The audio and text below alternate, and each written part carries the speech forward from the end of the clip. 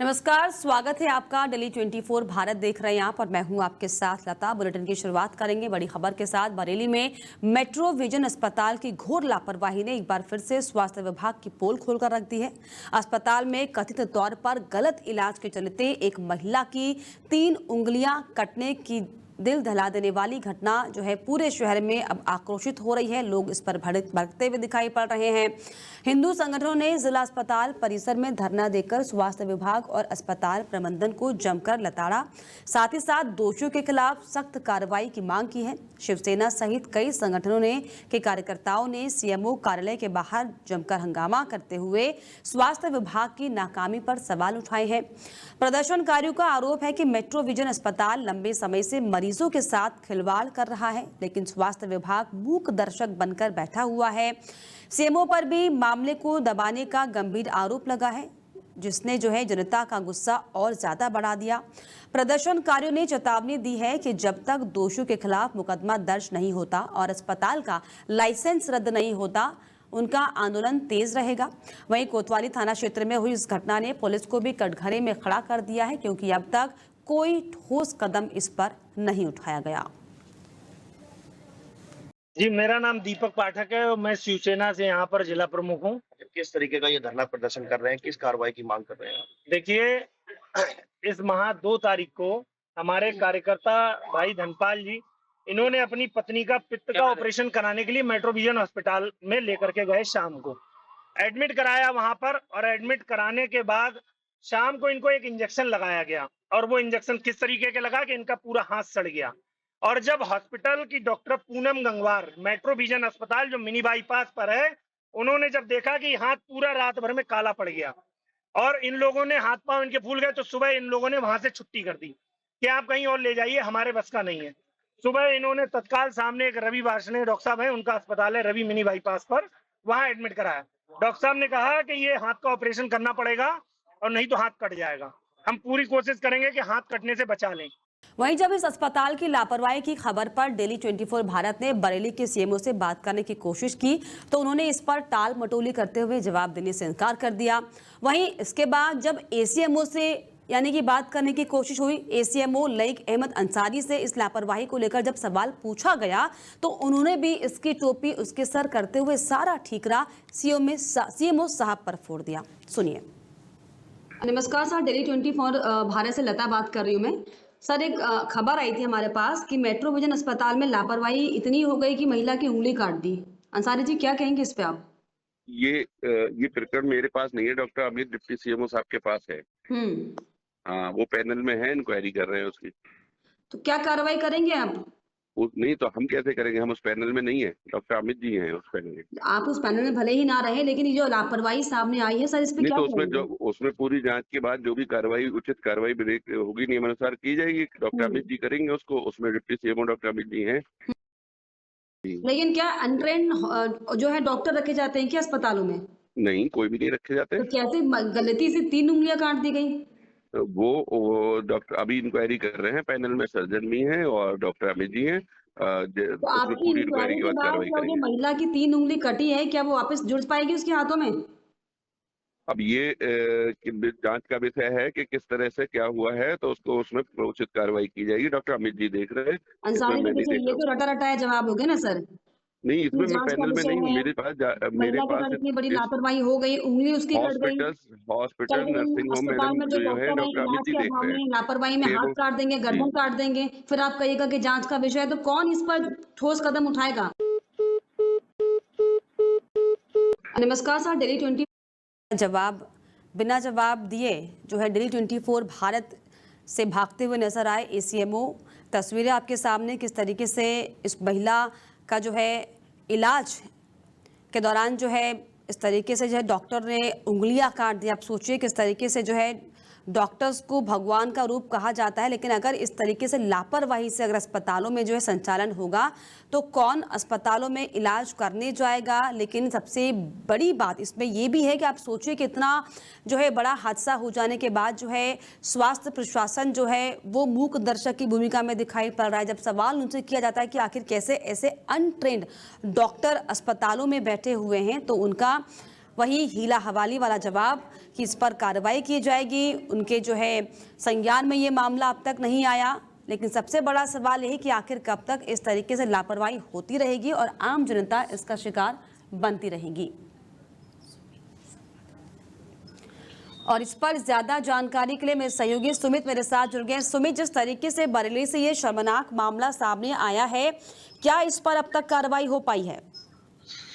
जी बिल्कुल, आपको बता दूं, जिस तरीके से ये जो ऐसा कृत्य ये प्रकाश में आया है, इससे तमाम सवाल जो है स्वास्थ्य विभाग पर खड़े हो रहे हैं। आपको बता दूं, जो मेट्रो विजन अस्पताल, इस तरीके से तमाम अस्पताल हैं जो बरेली में या बरेली के आसपास के जो क्षेत्र है, आउटस्कर्ट्स मान लीजिए, वहां पर ऐसे तमाम तरीके के अस्पताल है जो अवैध रूप से वहां पर जिनका संचालन हो रहा है। कुछ अस्पताल तो इनके ऐसे हैं जहाँ पर मानक के पूर्णतः मानक के विपरीत चलाए जा रहे हैं यहाँ पर। और आपको बता दूं मैम, जिस तरीके से बरेली में तमाम ऐसी घटनाएं जो हैं, जो नाबालिग बच्चों के ऑपरेशन के लिए एनेस्थीसिया डॉक्टर भी पूर्व में कुछ घटनाएं ऐसी हुई थी जिसमें वहां पर एनेस्थीसिया की डॉक्टर को ना बुला करके नर्स द्वारा इंजेक्शन लगाकर उनका क्योर किया जाता है, जिससे बच्चे की मौत हो जाती है। और ये सब चीजें, जब ऐसी तमाम घटनाएं जो जिले में बदतर बढ़ती चली जा रही है मैम, ऐसे में सवाल ये भी सुमित बड़ा खड़ा होता है कि आखिर जब बार बार अस्पताल को इस तरह की शिकायतें मिल रही थी तो आखिर क्यों नहीं अस्पताल प्रशासन सजग इस बात को लेकर हुआ? क्योंकि आरोप लगे कि इससे पहले भी कई बार जो है लापरवाही की कई खबरें सामने आ चुकी है अस्पताल से। सीएमओ, एसीएमओ इस पर क्या कर रहे हैं, स्वास्थ्य विभाग इस पर क्या कर रहा है? जी बिल्कुल, आपको बता दूं, जब इस तरीके से ऐसे इतने मामले हो जाते हैं जिन पर बिल्कुल पूर्णतः अनदेखा कर दिया जाता है। अभी हमारी पूर्व में भी कुछ दिन पहले यहाँ पर जो सीएमओ है विश्राम सिंह से हमारी बातचीत हुई थी और हम लोगों ने तमाम सवाल खड़े किए थे कि सर, इस तरीके से जो यहाँ पर तमाम जो अस्पताल संचालित हो रहे हैं या अवैध रूप से चल रहे हैं, कुछ तो अस्पताल ऐसे हैं जो मानक के पूर्णतः विपरीत चल रहे हैं। तो उन्होंने तमाम ऐसे अस्पतालों पर भी कार्रवाई करी है। तमाम डायग्नोस्टिक सेंटर है जो यहाँ से ग्रामीण क्षेत्रों में कुछ ऐसे डायग्नोस्टिक सेंटर है जहाँ पर भ्रूण जांच करा दी जाती है। और ये जब कुछ मामले, अधिकतर मामले तो ये है कि ये कुछ मामले जो प्रकाश में है। और ऐसे में सुमित, पीड़ित पक्ष इस पर क्या कह रहा है? किस चीज का इलाज कराने के लिए वो अस्पताल पहुंचे थे कि ये हादसा उनके साथ हो गया? पीड़ित पक्ष इस पर क्या कह रहा है? जी, इसके लिए हमने पीड़ित पक्ष से भी हमारी इसमें कोई बात नहीं हो पाई है, क्योंकि वहाँ पर एक हफ्ते का इन्होंने 10 दिन का आश्वासन दे दिया था सीएमओ विश्राम सिंह ने कि आप जो है यहाँ से हम जाइए, 1 हफ्ते के अंदर इसमें जांच करेंगे और जांच में जो भी दोषी पाया जाएगा उसको तत्काल प्रभाव से त्वरित कार्रवाई इस पे करी जाएगी। अभी हमारी पीड़ित परिजनों से हमने जब बात की जानकारी लेने का प्रयास किया तो उन्होंने साफ तौर पर यही कहा है कि यदि अगर ये नहीं लेते प्रशासन, क्योंकि पूर्व में जो ये मेट्रो विजन अस्पताल, इससे पहले ये गए थे किसी अस्पताल में, वहां पर इनको सही से इलाज नहीं हो पाया था, तो परिजनों का यही कहना था कि फिर हमें मेट्रो विजन के अस्पताल के बारे में किसी ने जानकारी दी। जब हम वहां पर गए तो उन्होंने एक ऐसा इंजेक्शन लगा दिया था जिससे उंगलियों पर नीले जहर फैलने का निशान आ गया था, नीला पड़ गया था पूरा उंगलियों की, तो 3 उंगली उन्होंने काट दी। इसी को लेकर के अभी तमाम हिंदू संगठन है, चाहे बात करें शिवसेना प्रमुख की, तो इन लोगों ने जब सीएमओ ऑफिस का घेराव किया तो उनसे बात करी है, तो उन्होंने साफ कहा है कि 1 हफ्ते के अंदर इसकी जो है जांच कराई जाएगी और जो भी दोषी इसमें पाया जाएगा उसी के अकॉर्डिंग इस पे कार्रवाई करी जाएगी। और तमाम वही अस्पताल प्रशासन की तरफ से, अस्पताल संचालकों की तरफ से इस पर क्या जवाबदेही के तौर पर जो है बयान दिया जा रहा है? क्योंकि 3 उंगलियां काट देना लापरवाही के चलते ही कोई मजाक नहीं है। जी बिल्कुल, ये तो कार्यशैली पे तीखा हमला एक तरीके से समझ लीजिए, उनकी कार्यशैली पर तमाम सवाल खड़ा होता है। और ये विभाग मरीजों की जिंदगी से ऐसे खिलवाड़ करने को संरक्षण दे रहा है, ऐसा आरोप परिजनों ने लगाया था। और निजी अस्पताल पर कोई भी नियंत्रण नहीं है, आपको बता दूं। और सीएमओ साहब, उनका साफ तौर पर कहना था जो परिजन आए थे, इससे पूर्व में भी जो यहाँ पर घटनाएं जो कैसी कारित हुई थी स्वास्थ्य विभाग के द्वारा, तो प्रदर्शनकारियों ने साफ बिल्कुल समिति, वाकई बहुत ज्यादा शर्मनाक है कि निजी अस्पताल इस तरीके से मनमानी करे और इलाज के नाम पर जो इस तरीके से लापरवाही हो रही है। फिलहाल बहुत शुक्रिया सुमित आपका तमाम जानकारियों के लिए, तमाम बातचीत के लिए। आगे बढ़ेंगे। जगदीशपुर में आज राज्य मंत्री सतीश चंद्र शर्मा का आगमन जोरदार स्वागत के साथ हुआ। वहीं स्थानीय बीजेपी कार्यकर्ताओं ने जगदीशपुर सभागार पहुंचने पर मंत्री का गर्मजोशी से स्वागत किया। इस दौरान सभागार ने नेक्स्ट जनरेशन जीएसटी अभियान के तहत एक महत्वपूर्ण प्रेस कॉन्फ्रेंस का आयोजन भी किया। मंत्री सतीश चंद्र शर्मा ने केंद्र सरकार की ओर से जीएसटी दरों में की गई कटौती को ऐतिहासिक कदम बताया और कहा कि प्रधानमंत्री नरेंद्र मोदी के नेतृत्व में देश भर में कर प्रणाली को पारदर्शी और जनहितकारी बनाया जा रहा है। उन्होंने ये भी कहा कि अब जीएसटी 2.0 के तहत छोटे व्यापारियों, दुकानदारों और आम जनता को सीधा लाभ मिलेगा। प्रेस कॉन्फ्रेंस में मंत्री ने कहा कि बच्चों की टॉफी पर भी पहले जीएसटी लगती थी, अब उस पर भी दरें कम की गई हैं। ये छोटे लेकिन बेहद जरूरी फैसले हैं जो कि सीधे आम आदमी को राहत देने वाले हैं। उन्होंने जनता से अपील की है कि वे जीएसटी 2.0 के फायदे समझें और इसका लाभ उठाएं। बहराइच के सुजौली थाना क्षेत्र में चौधरी चरण सिंह घाघरा बैराज पर बुधवार सुबह एक नेपाली मोटर बोट मिली है। बैराज के अपस्ट्रीम में गेट नंबर 14 पर फंसी इस नाव पर मेड इन नेपाल लिखा हुआ है। बैराज प्रभारी नितिन यादव को कर्मचारियों से सूचना मिलते ही उन्होंने वन विभाग को करनिया घाट रेंज टीम और सुजौली पुलिस को सूचित किया। मौके पर वन विभाग की टीम ने मोटर बोट को बीच नदी से निकालकर किनारे पर बांध दिया। वहीं थानाध्यक्ष प्रकाश चंद्र शर्मा दलबल के साथ मौके पर पहुंचे और जांच शुरू की। वहीं कार्तियाना घाट रेंज के वन क्षेत्राधिकारी आमिश गौंड भी घटनास्थल पर मौजूद रहे। घटना की सूचना उच्च अधिकारियों को दी गई है। अब तक ये स्पष्ट नहीं हो पाया है कि आखिर ये मोटर बोट किस परिस्थिति में बैराज तक पहुंची। मोटर बोट मिलने की खबर सुनकर बड़ी संख्या में ग्रामीण भी बैराज पर एकत्रित हुए हैं। तो मोटर बोट के बैराज के पास मिलने के बाद से इलाके में हड़कंप मचा हुआ है, क्योंकि इस बात की जानकारी किसी को नहीं है कि आखिर ये मोटर बोट कहां से पहुंची। हालांकि इसमें मेड इन नेपाल लिखा हुआ है, जिसकी वजह से संदिग्धता और ज्यादा बढ़ जाती है। झांसी जनपद में खाद की भारी किल्लत के चलते हालात लगातार बिगड़ते जा रहे हैं। स्थिति ये हो गई है कि किसान पूरी रात जाकर लाइन में खड़े रहने को मजबूर हैं, लेकिन इसके बावजूद भी उन्हें खाद नहीं मिल पा रहा। प्रशासन की लापरवाही से आक्रोशित किसानों का सब्र अब जवाब देने लगा है। बुधवार को गुरसराय तहसील क्षेत्र पर किसानों की लंबी कतारें देखी गई। बड़ी संख्या में किसान सुबह से ही खाद लेने पहुंचे, लेकिन मौके पर खाद उपलब्ध नहीं था। इससे किसानों में भारी नाराजगी फैल गई। उनका गुस्सा जिला प्रशासन और संबंधित विभागों की कार्यशैली पर फूट पड़ा। इस दौरान किसानों और पुलिस कर्मियों के बीच में जमकर नोकझोंक हुई है, जिसका वीडियो अब सोशल मीडिया पर तेजी के साथ वायरल हो रहा है। वीडियो में किसानों को पुलिस से बहस करते और अपनी व्यथा बताते हुए देखा जा सकता है।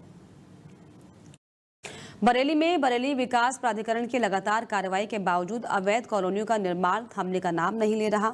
बीडे के संयुक्त सचिव दीपक कुमार के नेतृत्व में की गई इस कार्रवाई में अवर अभियंता की टीम मौजूद रही है। वहीं टीम ने बुलडोजर चलवाकर अवैध रूप से विकसित की जा रही कॉलोनियों को ध्वस्त कर दिया। वहीं प्राधिकरण के अधिकारियों ने बताया कि ये कार्रवाई बिना किसी पूर्व अनुमति के विकसित की जा रही है, अवैध कॉलोनियों के विरुद्ध की गई है। उन्होंने चेतावनी दी है कि भविष्य में भी इस तरह की अवैध कॉलोनियों के खिलाफ इसी प्रकार की कठोर कार्रवाई जारी रहेगी। बीजे की सख्ती से अवैध कॉलोनियों के संचालकों में हड़कंप मचा हुआ है। वहीं आम जनता से अपील की गई है कि केवल अधिकृत एवं वैध कॉलोनियों में ही प्लॉट खरीदें, अन्यथा उन्हें नुकसान उठाना पड़ सकता है। पश्चिमी उत्तर प्रदेश के जनपद मुजफ्फरनगर में पिछले कई घंटे से लापता छात्रा का पता नहीं लगा है। घबराए परिजनों ने थाने में पहुंचकर अपने पुत्र की गुमशुदगी की तहरीर थाने में दी। वहीं पुलिस ने तुरंत मुकदमा दर्ज करते हुए जो लापता छात्रा है उसकी तलाश में जुटी है। देर रात्रि एसपी देहात आदित्य बंसल ने थाना तितावी पर पहुंचकर 3 टीमें गठित की और उन्हें लापता छात्र को तलाश करने के आदेश दिए।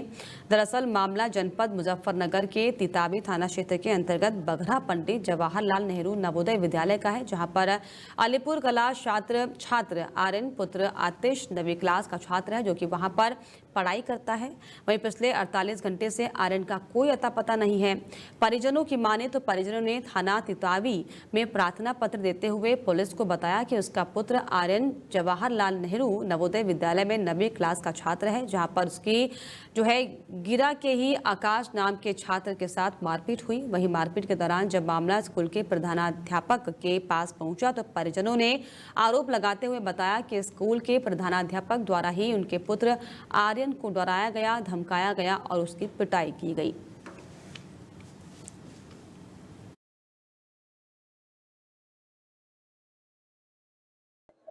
ये लड़का मेरा नवद्य में पढ़ता शादी वगैरह, और ये 3 दिन से लापता हो गया वहाँ से। इस बच्चे की प्रिंसिपल ने भी पिटाई की, और एक लड़का आकाश है, आकाश के साथ उसके जग जाया, आकाश ने उसके मार पिटाई की उसके साथ में। 2 दिन हो चुके हैं लड़के को लापता हुए। 48 घंटे हो गए हैं जी, 48 घंटे। थाने में गए थे आप? हाँ जी, थाने में गए थे, वहाँ हमारी कोई सुनवाई नहीं हुई। उसके बाद हम यहाँ आए, यहाँ भी हमारी कोई सुनवाई नहीं हो रही। उस लड़के की चाची जो है उसमें भाजपा की मंडल की अध्यक्ष है कुछ, इसलिए हमारी कार्रवाई नहीं हो पा रही। ये लड़का मेरा नवद्य में पढ़ता था जी बकरा, और ये 3 दिन से लापता हो गया वहाँ से। समाजवादी पार्टी के नेता आजम खान तकरीबन 23 महीने बाद सीतापुर जेल से बीते दिनों रिहा हुए हैं, जिसको लेकर योगी सरकार में स्वतंत्र प्रभार राज्य मंत्री कपिल देव अग्रवाल ने बड़ा बयान दिया। उन्होंने कहा कि अगर अखिलेश यादव को लगता है कि भारतीय जनता पार्टी की सरकार में पुलिस के द्वारा, न्यायालय के द्वारा उनका पक्षपात हुआ है तो समाजवादी पार्टी को सड़कों पर आना चाहिए था। वो सड़कों पर नहीं आए, आंदोलन नहीं किया, जिससे कि मुस्लिम समाज बेहद नाराज है अखिलेश यादव के प्रति, और इस बात को लेकर मुसलमान में बहुत ज्यादा आक्रोश भी है। अखिलेश यादव को संघर्ष करना चाहिए था और सरकार के सामने खड़ा होना चाहिए था, पर वो नहीं हुए। मुझे लगता है कि जिसके कारण से आजम खान भी नाराज होंगे। देखिए, आजम खान लंबे समय के बाद जेल से रिहा हुए, लगभग 180 मुकदमे उनके ऊपर हैं, तो अभी वो कोर्ट में विचाराधीन है, सारे मुकदमे खत्म नहीं हुए। एक पक्ष, दूसरा पक्ष ये कि स्वागत तो उनके लोग करेंगे क्योंकि शुभचिंतक हैं, पर महत्वपूर्ण बात यह है कि अगर अखिलेश यादव जी को लगता है कि भारतीय जनता पार्टी ने की सरकार में पुलिस के द्वारा, न्यायालय के द्वारा अगर उनका पक्षपात हुआ है तो समाजवादी पार्टी सड़कों पर आना चाहिए था। सड़कों पर नहीं आए, आंदोलन नहीं किया, जिसके कारण से मुस्लिम समाज में बेहद नाराजगी अखिलेश यादव जी के प्रति है, और इस बात को लेकर के मुस्लिम में बहुत आक्रोश है कि अखिलेश यादव जी को संघर्ष करना चाहिए था, सरकार के सामने खड़ा होना चाहिए था, वो नहीं खड़े हुए। और मुझको लगता है कि जिसके कारण से आजम खान भी नाराज होंगे, और अब ये जो भी निर्णय उनका होगा, पर मुझको लगता है कि मुस्लिम इस बात को लेकर बहुत आक्रोश है। देखिए, आजम खान लंबे समय के बाद मुजफ्फरनगर में देर रात एक बार फिर पुलिस और अपराधियों के बीच मुठभेड़ हुई। ये मुठभेड़ थाना चरथावल क्षेत्र के रोहाना मार्ग पर सैदपुर के निकट हुई, जिसमें 2 अंतर्राज्यीय शातिर लुटेरे गोली लगने से घायल हो गए। घायल बदमाशों की पहचान जो है अंकुर और लाखन के रूप में हुई है। पुलिस की जानकारी के अनुसार देर रात चेकिंग के दौरान जब संदिग्ध बाइक सवारों को रोकने की कोशिश की गई तो उन्होंने पुलिस पर फायरिंग कर दी। वहीं जवाबी कार्रवाई में दोनों बदमाश घायल हो गए और मौके से 2 बाइक, 2 तमंचे, 6 जिंदा कारतूस बरामद किया गया। पुलिस ने मुठभेड़ स्थल से लूट के जेवरात और नकदी भी बरामद की है, जो कि चरथावल सहित अन्य स्थानों से लूटी गई थी। पूछताछ में बदमाशों ने कई लूट की घटनाओं में शामिल होने की बात कबूल की है। एसएसपी महोदय के निर्देशन में अपराध एवं अपराधियों के विरुद्ध लगातार कार्रवाई की जा रही है। इसी क्रम में एक सूचना प्राप्त हुई थी कि रोहाना से चरथावल वाले रास्ते पे कुछ अंतर्राज्यीय बदमाश आ सकते हैं। इस सूचना के आधार पर चरथावल थाना पुलिस, एसओजी की टीम और मिशन शक्ति की महिला ऑफिसर्स की टीम लगी हुई थी, और इन्होंने एक संदिग्ध बाइक पर 2 बदमाश को आते हुए देखकर उनको रोकने का प्रयास किया। घेराबंदी की गई। बदमाशों द्वारा घिरता हुआ देखकर पुलिस बल पर फायरिंग की गई और ताबड़तोड़ फायरिंग की गई। पुलिस बल की आत्मरक्षार्थ फायरिंग में दोनों बदमाश घायल हुए हैं। एसएसपी महोदय के निर्देश। रायबरेली में नवरात्रि त्योहार के दौरान सुरक्षा व्यवस्था को मजबूत बनाने के लिए पुलिस सक्रिय हो गई है। सीओ सदर अरुण नोहवार ने भारी पुलिस बल के साथ शहर का निरीक्षण किया। उन्होंने विशेष रूप से मंदिरों के आसपास के क्षेत्रों में सुरक्षा व्यवस्था का जायजा लिया है। सीओ सदर ने बताया कि पुलिस अधीक्षक के निर्देश पर रोजाना लगभग 5 किलोमीटर की पैदल गश्त की जा रही है। शहर में मनचलों और संदिग्ध व्यक्तियों पर विशेष नजर रखी जा रही है। इसके लिए एक विशेष टीम का गठन किया गया है।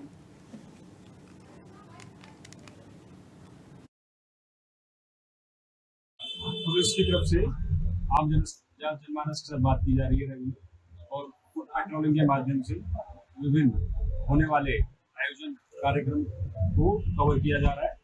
आप लोगों से बातचीत की जा रही है और सुरक्षा सुनिश्चित की जा रही है। पुलिस की तरफ से आम जनमानस के साथ बात की जा रही है और पेट्रोलिंग के माध्यम से विभिन्न होने वाले आयोजन कार्यक्रम को कवर किया जा रहा है। लोगों से बातचीत की जा रही है। शामली पुलिस और बदमाशों के बीच एक बार फिर से मुठभेड़ हुई है। पुलिस की बदमाशों के साथ मुठभेड़ के क्षेत्र के उन रोड पर टाइल फैक्ट्री के पास हुई। इस कार्रवाई में कुख्यात बदमाश पुलिस की गोली लगने से जो है घायल हो गया। उसके दो साथी अंधेरे का फायदा उठाकर मौके से फरार हो गए। पुलिस ने मौके से अवैध तमंचा, कारतूस और बिना नंबर की स्प्लेंडर मोटरसाइकिल बरामद की है। पुलिस रिकॉर्ड के अनुसार चबन का आपराधिक इतिहास बेहद लंबा है। उसके खिलाफ NDPS एक्ट, लूट, हत्या का प्रयास, चोरी समेत आधा दर्जन से ज्यादा गंभीर मुकदमे दर्ज हैं। मुजफ्फरनगर की नई मंडी कोतवाली इलाके की शिवलोक कॉलोनी में एक सनसनीखेज ऑनलाइन ठगी का मामला सामने आया। पायल नामक युवती के साथ CBI अधिकारी बनकर ठगों ने 60 लाख की बिल्डिंग पर 75,000 रुपए टैक्स का खौफ दिखाकर हाउस अरेस्ट कर लिया।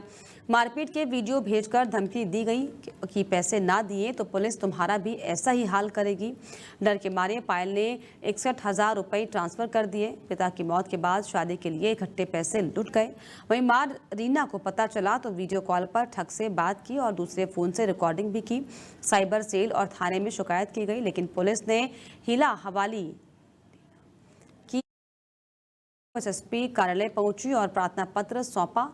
SP सिटी ने जांच का आश्वासन दिया है। मामला है, एक पीड़ित बहन है पायल, जिसका नाम है, इसकी मम्मी का नाम रानी है। ये थाना नई मंडी के निवासी है। इन पर करीब 18/8 में एक कॉल आया था। अज्ञात फोन था, वो फ्रॉड कॉल था।